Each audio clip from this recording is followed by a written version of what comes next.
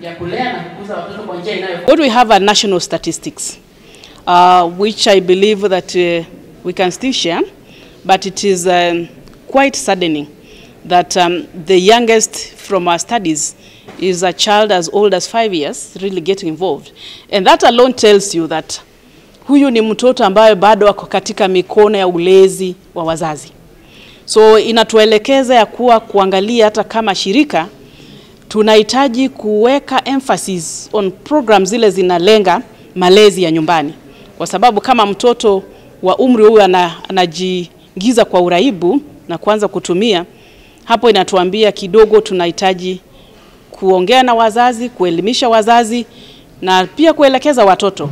Na ndipo kama NACADA tunaamini tutafanya mengi hata katika kaunti na kando naye katika nchi. Vile tuliona hiyo survey vile ilitokea national survey, tuko katika hali kama sasa tuko na parenting program. Hata tukiwa mahali hapa leo tumepeana parents guide. Tuko na vitabu toa ambayo watu wanaweza tumia. Pia tuko na parenting programs za kuhamasisha na tunaamini tutaenda nje pamoja national and county government kuelimisha through public forums zote, zile platform tunaweza pata za kuhamasisha kwa ulezi bora, kuelekeza wazazi. Kwa mashule tuko na program, ingawa sio shule zote.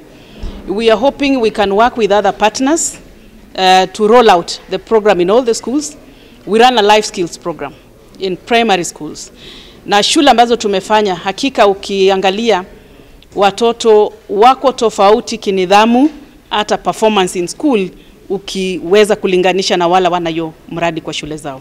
As enforcement officers, we have been working as a team with the national government to make sure that tuna eradicate illicit brews.